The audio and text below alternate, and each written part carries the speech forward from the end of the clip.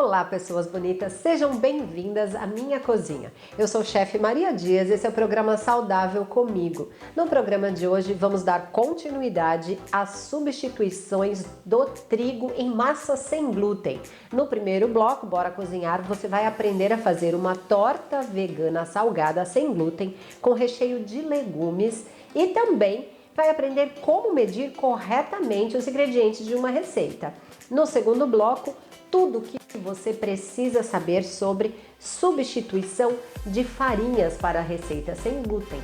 Vamos juntos conhecer os diferentes tipos de farinha sem glúten, quais as suas características e aprender a preparar um mix de farinhas sem glúten incrível.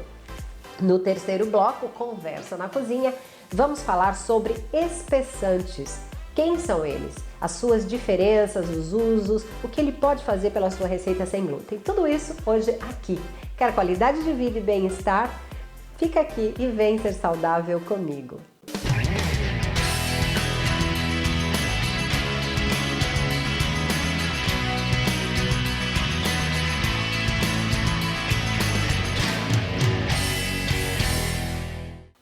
Como medir os ingredientes de uma receita? Gente, medir os ingredientes de uma receita é uma etapa de extrema importância para que você tenha um resultado perfeito. Há dois métodos para medir os ingredientes: a medição por massa e a medição por capacidade. A medição por massa é quando massa é a quantidade da matéria, né, que é representada pela unidade quilo. Né? E na culinária a gente costuma ver também os múltiplos de grama, miligrama. Então, quando você usa quilo, você faz a medição por massa. O outro método é a medição por capacidade. A capacidade, ela indica o quanto o ingrediente ocupa de espaço e é representado pelas unidades litro, mililitro, né, que tem aquele símbolo L, ml. Você vê muito isso também. Na culinária profissional, nós utilizamos apenas a massa. Mas na maioria dos livros e sites que vocês vê por aí de receitas, aqui no Brasil, a gente encontra a quantidade representada por ingredientes, por capacidade e medida em forma de xícaras. Então é muito comum a gente ver uma xícara, meia xícara, uma colher de sopa, uma colher de chá. Mas a verdade é que esse sistema de medição por capacidade, ele é impreciso, tá? Nos Estados Unidos, uma xícara equivale a 240 ml, certo? Na verdade, 236,6 mililitros. Muitas vezes ele é arredondado para 237. Esse sistema de xícaras medidoras, como que eu tenho aqui para mostrar para vocês, ó, ele foi criado pela Fanny Farmer, uma chefe americana que criou esse padrão de medidor. Aqui no Brasil a gente tem medidores que, como o meu, a xícara é de 250 ml, mas também tem de 240. E nós temos xícaras de chá com medidas diversas. Então a gente precisa ficar de olho. O ideal quando você prepara uma receita é que você não utilize esse tipo de xícara e nem mesmo esse tipo de colher, porque, por exemplo, aqui eu tenho colher de um faqueiro, colher de sopa, aqui outra colher de sopa e cada uma de um tamanho. Então o ideal é que você utilize sempre um medidor de capacidade, porque você vai saber exatamente o que você está fazendo. E para os ingredientes líquidos, gente, o ideal é que seja um copo, tá? Esse copo, né, de medida, tem aquele que tem um cabinho, tem vários, né? Tem vários modelinhos. Esse copo, ele tem um medidor de mililitro, ml. Então eu vou colocar aqui, né? Eu tô tomando esse chazinho aqui de hibisco. Eu vou colocar, é legal que ele é colorido, dá pra vocês verem. Vou tentar colocar aqui 50 ml de chá. O que vai acontecer? Eu olhando de frente, eu vou ter a impressão de que atingiu meus 50 ml. Faz esse teste em casa. Mas quando você olha de cima, que é o correto, tá? Ou você olha de baixo, você vai perceber que ainda não chegou, entendeu? Então é bem, né? Você tem que olhar de cima. Se você olha daqui, o certo é você colocar bem na risca e depois você vai fazer essa comparação. Então eu vou colocar meu chá aqui, já passou um pouco. Ó, eu olhando aqui de frente, eu tenho a impressão de que passou. Seu óleo de cima ainda não chegou.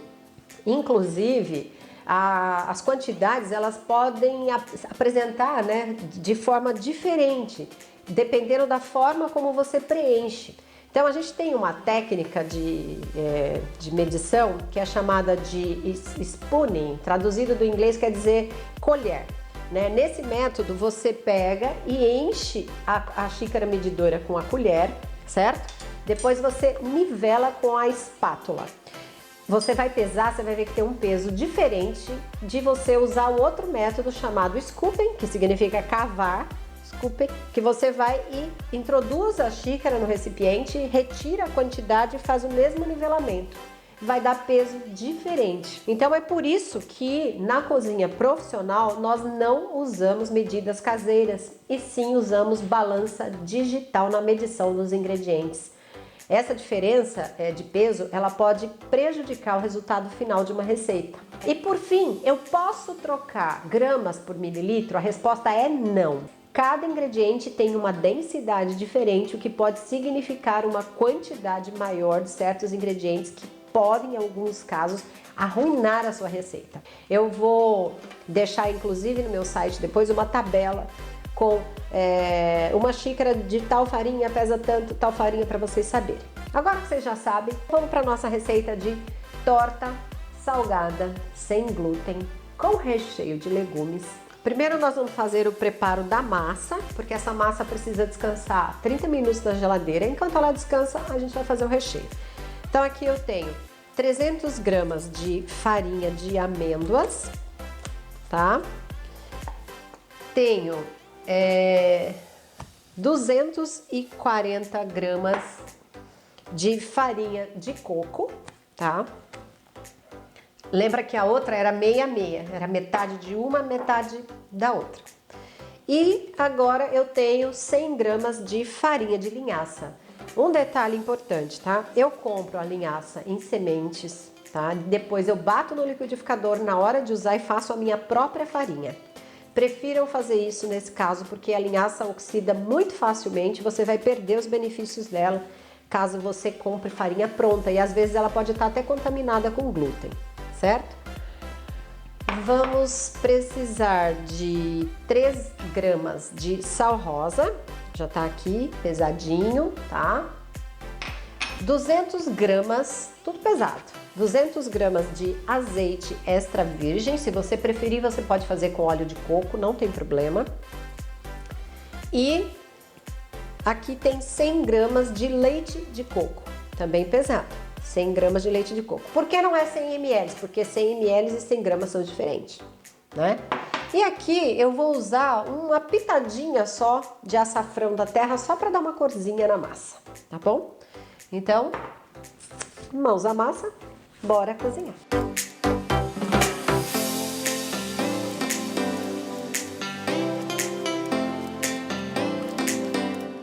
Primeiro vamos misturar todas as farinhas.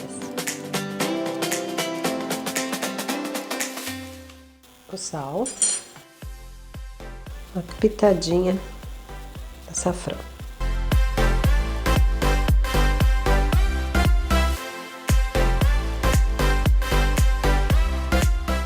E aí nós vamos despejar o azeite.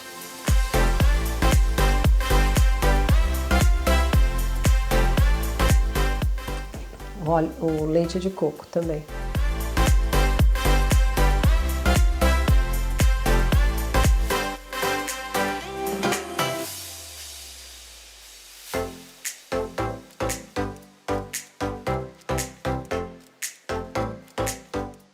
Ó, os ingredientes estão bem misturados, ingredientes da massa, porém ainda tá bastante solto. E eu quero que ele dê um pouco mais de liga para poder... Eu preciso ativar a liga da linhaça. Então, o que que a gente vai fazer? A gente vai colocar um pouquinho de água até obter a consistência desejada. Não dá para falar quanto de água, porque vai depender, né, da massa. Tá? Então, a gente vai colocando aos poucos. Da farinha, do tipo de farinha, da umidade. Então, a gente vai colocando aos poucos. Eu vou colocar 2 colheres e vou mexer.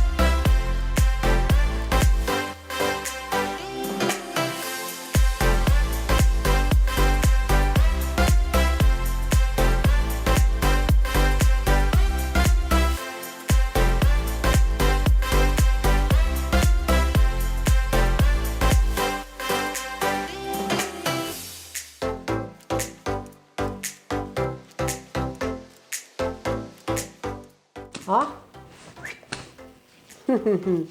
Vamos botar na geladeira 30 minutos. Gente, agora nós vamos preparar o recheio da nossa torta. É uma torta de legumes. O que a gente vai precisar? Um fiozinho de azeite. Aqui tem uma cebola pequena ou meia cebola grande, né? Se você for usar ralada. Uma xícara de alho poró picado. Uma xícara e meia de brócolis picado. Uma xícara e meia de palmito picado. Eu tô usando palmito em conserva mesmo, palmito pupunha, tá? Aqui tem uma xícara, 100 gramas mais ou menos de azeitonas picadas. Aqui eu ralei um tomate, tá? Ralei, joguei, descartei a casca, tô usando a polpa com a semente. Aqui eu tenho uma colher de chá de alho em pó, 3 colheres de sopa de amido de milho e eu tô usando meia xícara da água da conserva do palmito. A gente vai começar colocando um fio de azeite aqui para poder dourar o alho poró e a cebola.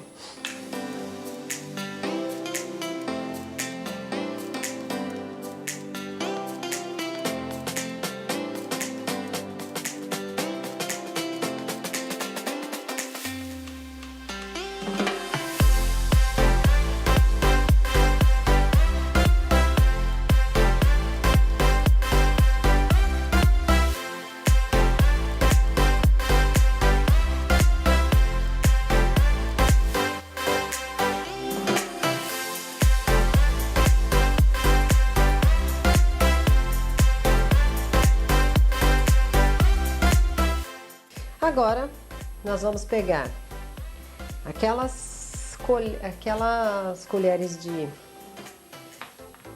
amido de milho e vamos diluir naquela água.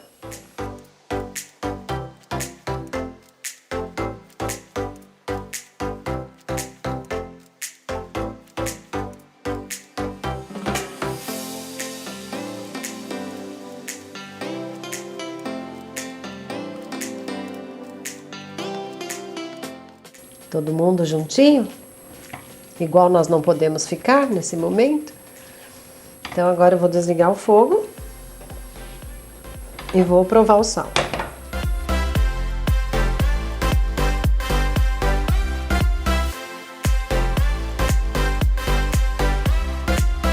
Agora pegar a massa.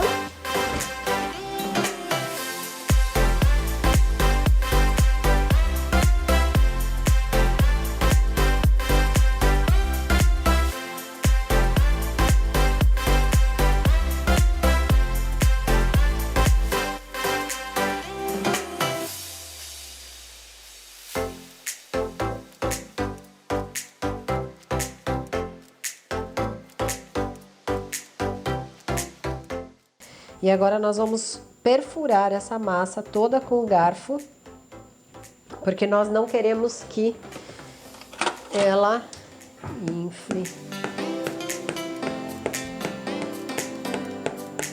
Não crie bolhas, enfim.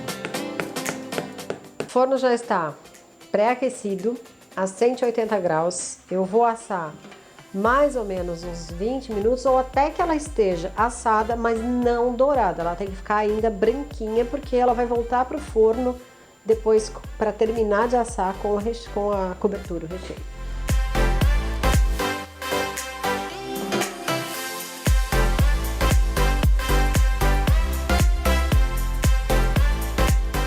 Bora colocar um recheio.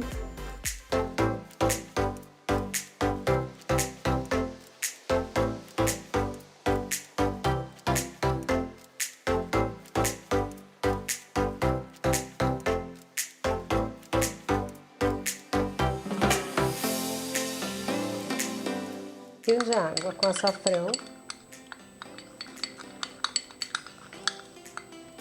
Aí a gente fez uma tinta de açafrão. E agora eu vou pegar com um pincel e vou dar uma pinceladinha aqui de leve.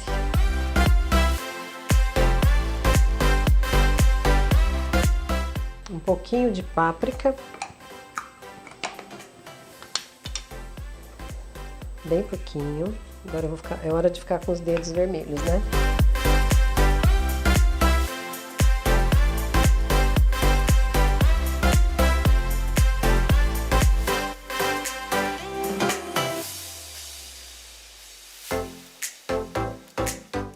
Gostaram da nossa torta? Ela é deliciosa, está muito cheirosa, eu tô louca para experimentar. Enquanto eu experimento, eu vou fazer um pequeno intervalo e no próximo bloco, mix de farinha para você fazer a sua receita sem glúten. Não perca, hein? Fica aqui que eu volto já.